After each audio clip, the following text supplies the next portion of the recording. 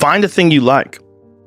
Try to find a thing that you really enjoy. Try to find a thing that you're passionate about. Like an activity. Yes. For me, early on, it was drawing. It was illustrations. It was comic books. I wanted to be a comic book illustrator. And then it went from comic book drawing and illustrations to martial arts. So, but it was just another thing that I was very, very passionate about.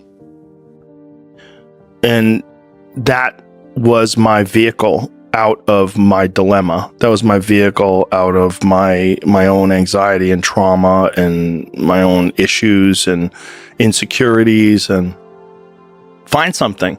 Find a thing that you genuinely enjoy, because getting good at things you genuinely enjoy is extremely beneficial for young people, because it lets you know that, like, everybody thinks they're a loser. Every young person thinks they're a loser. At least a young person in the situation I was at. Like, I didn't know I wasn't a loser until I started winning, until I started doing martial arts. Martial arts taught me that, like, I could get better at stuff, that I wasn't really a loser. I just was someone who was, like, in a fucked up situation. But you could channel all that energy that you have as a young person into something and get better at it. And then all of a sudden people admired me. I was like, this is crazy. So I went from being someone who was incredibly insecure and basically a failure to someone who was really successful at this one thing that was very dangerous, that other people were scared of. And that gave me immense confidence and also a real understanding of the direct correlation between hard work and success.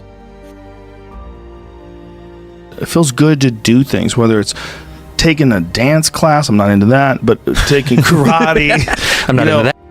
I like yoga, I like running, I like doing jujitsu, obviously. I like all kinds of martial arts, but I just like moving my body, man. I like running up hills. You move your body, get it going. You'll feel better afterwards. I know you don't want to do it. I hardly ever want to do it. If I maybe want to actually do it 5 out of 10 times.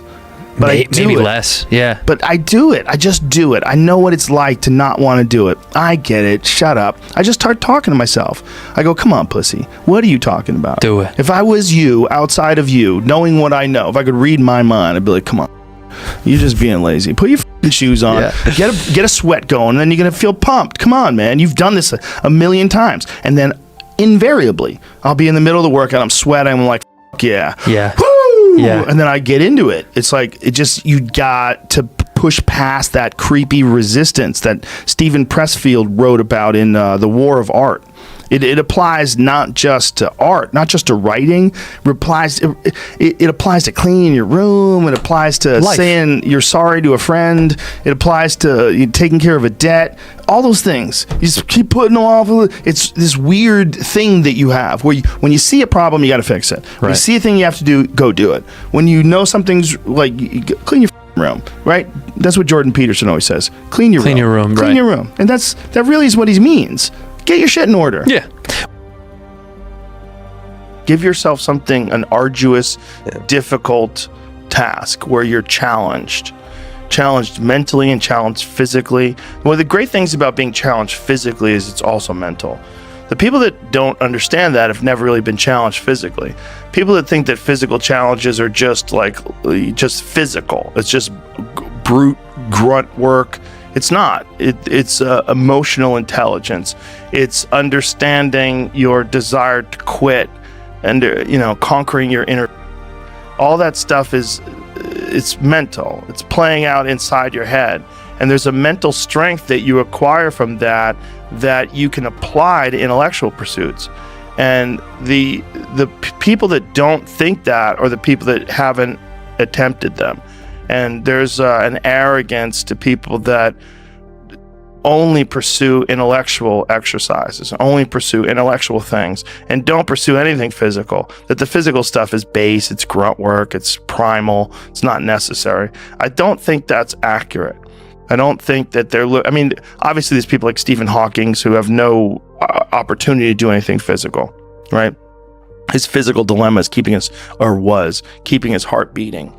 But for most people, I think you can really benefit from physical struggle, and you benefit from it in a mental way. And I think that is overlooked. That's unfortunately overlooked by academics and intellectuals who they make excuses for why they're fat and lazy or scrawny.